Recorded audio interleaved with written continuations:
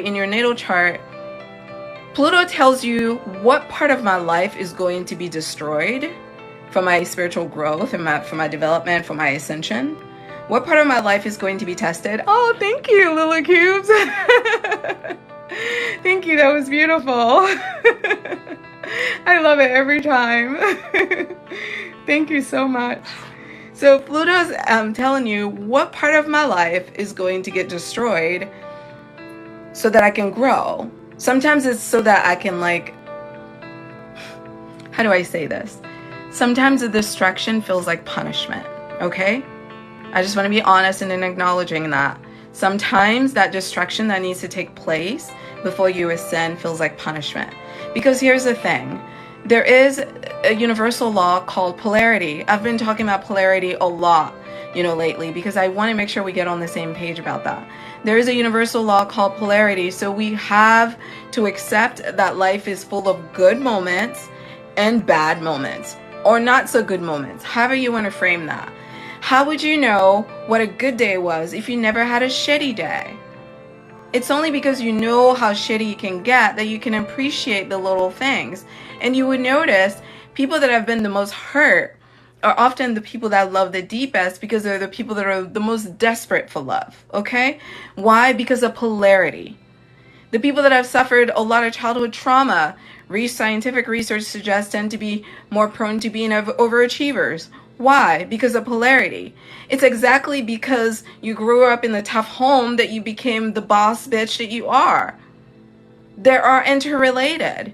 If you did not grow up in the home where parents had expectations, had standards, had restrictions, had rules, all of that, like, where would you have learned these skills? So polarity is huge. So when we're talking about, Pluto, what we're really talking about is, what is it that I need to let go of so that I can ascend, so that I can find greater joy? Because before I can get to greater joy, I have to hurt.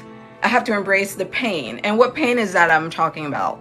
I have to embrace the pain of letting go of what no longer serves me. The problem with a lot of you when it comes to your manifestation, I'm going to get closer because I really want to have this conversation. The problem with a lot of you when it comes to your manifestation is that you somehow think that you can manifest new things without discomfort. I don't know who told you that, but they lied to you. And you need to stop lying to yourself about it. It is not a realistic goal. It's not even possible in this universal reality. Thank you for my hand heart, the person that gave that to me. So that's 1 out of 4. Hopefully we'll be able to get the other ones before the end of the live. And guys, please type on the screen so that the likes can go up. So I'm now at 7,000. Let's try to get it to 20,000. Please, please, please. I appreciate your help. And every time you tap it, hearts are flowing up in the sky and they're coming straight to me. So thank you for feeding me. So polarity, right? If you want to manifest something amazing, you have to make room for it. What does that look like? It means you have to embrace suffering. To make the most room for it, you have to have the most heart. There's no success without heart. There's no joy without pain. Do you understand that they're the same thing? You guys are struggling. You're suffering right now, and you're making your life worse, honestly, because you refuse to understand that those two things are the same thing. And you go through life only waiting for the good moments, and when the moments come that are not quote unquote the good moments, you wig out, or you self-sabotage and ruin a perfectly good relationship because you're going through a tough time, because you make absolutely no room for anything that is less than perfect, or no room for anything that is challenging. What is that about? What is your obsession with perfection? What is your obsession with ease? What is your obsession with joy? What is your obsession with being happy all the time? Do you not know that life is full of pain? Do you not know that pain is just a part of it? Do you not know that there's no rainbow without the rain? What is going on? What is going on? You want success, you want progress, you want joy, you want love, but you're not willing to do the things you need to do to ready yourself for it. You're not willing to let go of that old boo thing that you used to date who clearly could not meet your expectations, which is why you're not together anymore, but you're still hanging out with them like it's all good when really it's not. And you tell me you're ready for love, but you're still in a relationship with them. Yeah, you're not in a relationship, but you're still sleeping together. Yeah, you're not in a relationship, but you're still basically in a relationship without the sex. Like, bitch, what are you saying? Make it make sense. I don't know how to help you. I cannot help people who cannot help themselves. I can't. Because I can't make you not call that person anymore. I can't make you not text that person. I can't make you not talk to that person. Guess who has to do that work? You do. So don't hire me as your coach if you don't want to work. I'm a Capricorn stellium. What did you think this was? An easy ride? No. I'm going to be in that ass. Absolutely not. Don't tell me you want to manifest and you want to hold on to the past. And why do people do that? Why do we do that? And we all do it. I've done it too. But we do that because we don't want to let go. And why don't we want to let go? It's not because we want the thing. We know the thing is trash. That's why we broke up. But why don't we want to let go? Sometimes we're afraid of what we don't know. But more often than not, we don't want to feel the pain. Yeah, someone said fear of the future. Yeah, we don't want to feel the pain. That comes with letting go. That comes with cutting ties with this person. Because then I have to really realize that I'm alone. And my whole take on this is you're already alone. Because if you're in a relationship with someone that's not satisfying you, that's not adequate for you, that's not appropriate for you, that doesn't meet your needs, that doesn't make you feel loved and emotionally seen and valued, then what do you have? What are you working on, my girl? What are we doing? And if you are willing to keep this person by your side and allow them to block future opportunities for you to find love, at some point I have to wonder, like, do you really want love, or are you just saying that because it sounds good? Are you saying that because you think that's what I want to hear?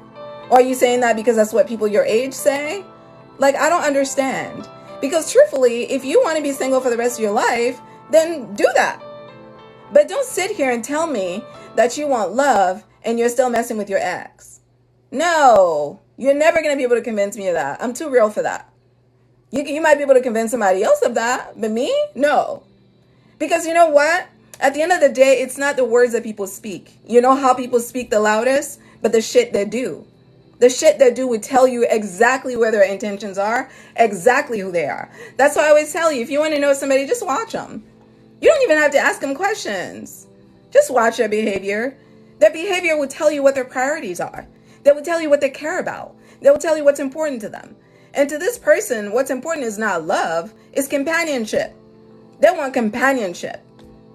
Because if they really wanted love, they would know if a new man came in the picture, that man would not be cool with you still hanging out with your ex-man, right? How many men men that are on this live, tell me. If you think I'm out of pocket, if you think I'm being inappropriate, if you think I'm taking it too far, you let me know. I only want to hear from the men, and I want to hear from the mass lesbians on this live. Men and masculine lesbians. How many of you would be comfortable with the girl that you're getting to know, that you're falling for, still hanging out with her ex? Put it in the comment. Let me get my charger while you're doing that. Because, at the end of the day, I'm a woman, so I'm not a masculine woman, so I don't know what goes on in y'all's brains, but I'm only making inferences based on what the experiences I've had so far. So give me 1 second. Lovely Snowella said, no, that makes sense. Security, that's why. Yep, you're so on point. Okay, thank you for saying that. Let me see what some of the men have said, or masculine lesbians have said over here. Someone said, never. My favorite comment of the evening. Never. Never. Not comfy. Never. Another never. Oh, thank you, Jenny, for my roses. 50% of the life goals completed. Yay. Yeah. So we got 2 out of 4. 2 out of 4 on the hand hearts. Thank you, guys. I appreciate it. Thank you.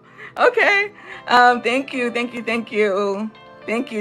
And someone else said not happening. Exactly.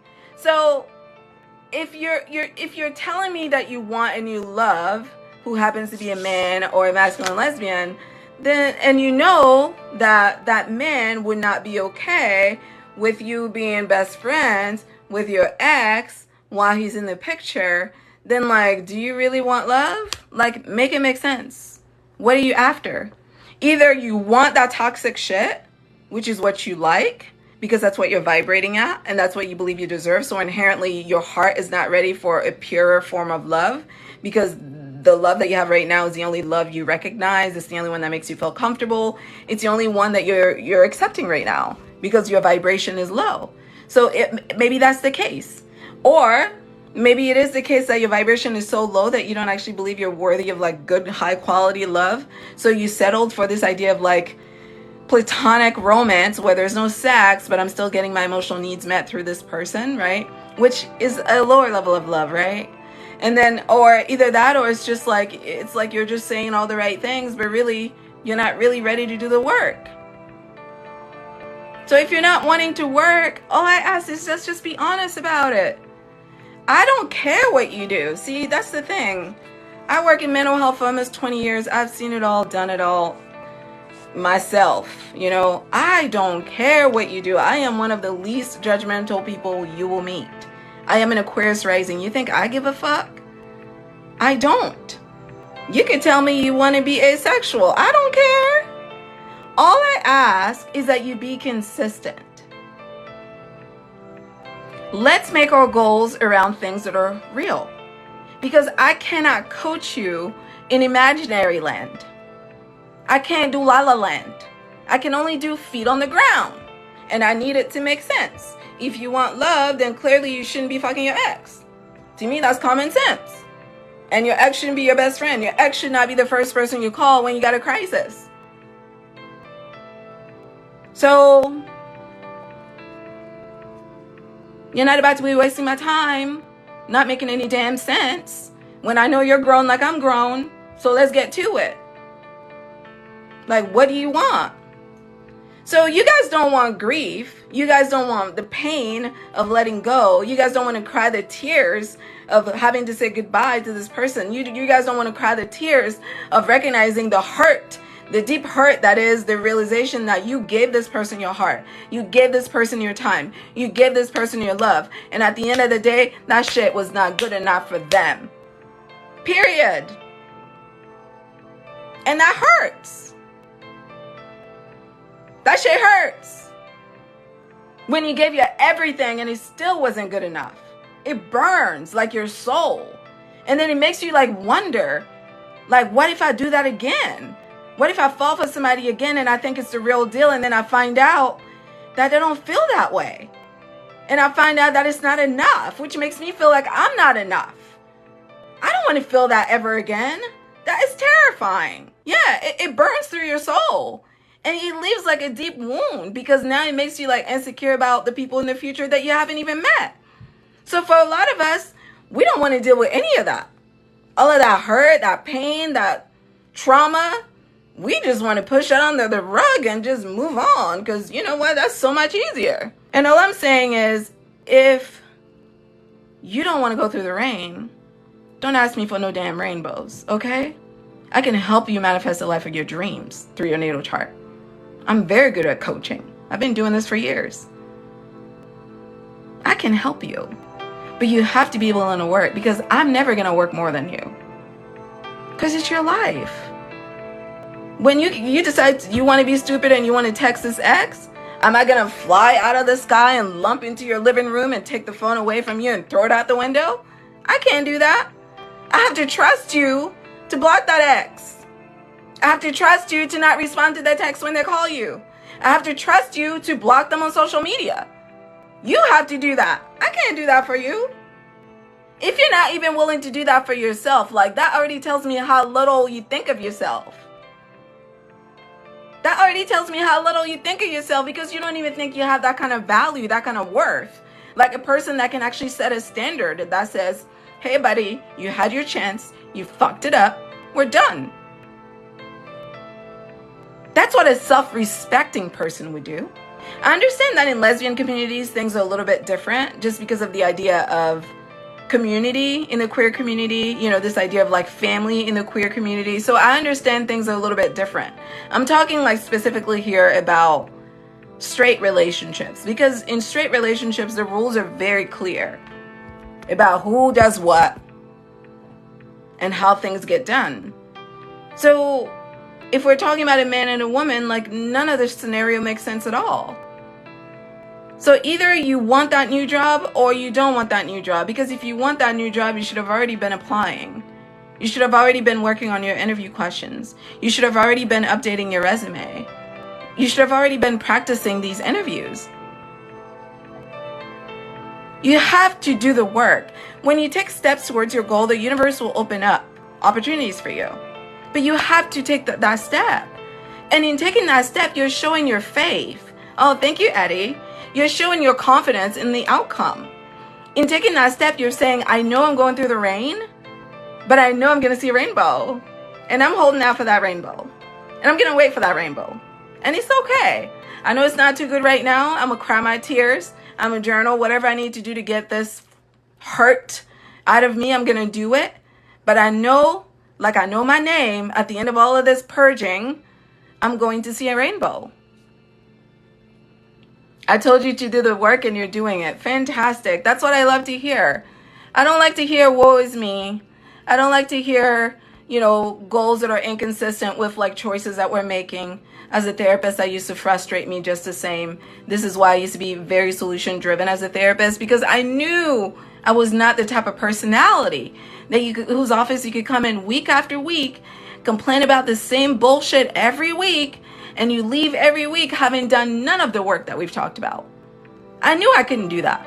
So I'm like, okay, this is a modality that works for me. I like being solution focused. I like being goal driven. I have a Virgo Mars. I like goals. I like tasks. I have a Capricorn stellium. I like accomplishing things.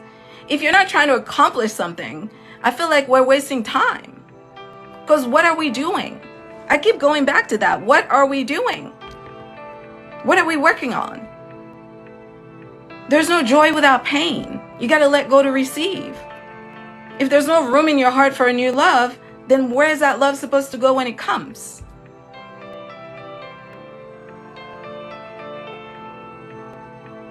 You speak back to the universe as well. You realize that, right? You speak back to the universe with your actions.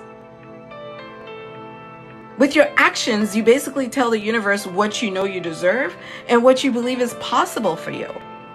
You communicate that with your actions, because truth be told, if you really believe that God had a better love out there for you, and if you really believe that God had a better job out, that God wanted to make your life better and that things would improve for you, and that your health would improve, if you really believed all these things, you would be living differently than somebody who doesn't believe these things. You would be living differently. It would be evident in the choices that you're making that you have faith, which is what manifestation is about. People think it's like some weird witchy stuff, which it's really not. It's the same thing as prayer. When you pray for something and you believe that God hears your prayer, after you're done praying that prayer, you're just waiting to see what God's going to give you, which is the thing you asked for. That's what faith is. There's no joy without pain. Sometimes love itself can be painful. And there's no life without pain. So when we want new things, when we want better things, we have to let go of the painful things so we can invite the joyful things. But it's not possible for the universe to give us what we're seeking if we don't trust that what we're seeking is coming. If we don't trust it, we're going to show our hand by the things that we do. We're going to show our hand by the things that we do. And when we show our hand, then the universe goes, okay, well, I guess you don't think that love is coming, so it's not coming. Because at the end of the day, you're the one in charge of your own destiny. You're manifesting it with your energy. Your energy is what manifests your reality. The universe is never going to give you something you don't believe you're worthy of. Because even when it's given to you, you'll find a way to fuck it up because you don't believe you deserve it. I know plenty of people that have sabotaged really good relationships because they were insecure. They thought it was too good for them. They thought they didn't deserve it fundamentally. They thought they were unworthy of it. And when we believe we're unworthy of the things that the universe, God gives us, guess what happens? We lose them. Because when you feel you're unworthy, you are not being grateful. Gratitude. That's how we keep things in our life. That's how we keep blessings. That's how we invite more blessings. When you feel unworthy, you don't even realize what you have. You think what you have is not good enough for you. So yes, you repel it. You're no longer attracting it, you're repelling it. If you want to attract something, you have to fundamentally believe you deserve it. You're worthy of it. This is why Leo is such a really good manifester. Because they know they deserve. Leo's never confused about their worth. They know they're worthy. Now, whether you know it or not, that's a you issue. But they're never going to talk about themselves in like a low self-esteem kind of way. So that's just food for thought. I get very frustrated with this, so I just wanted to get it off my chest. Don't tell me that you want something new and not be willing to give something up.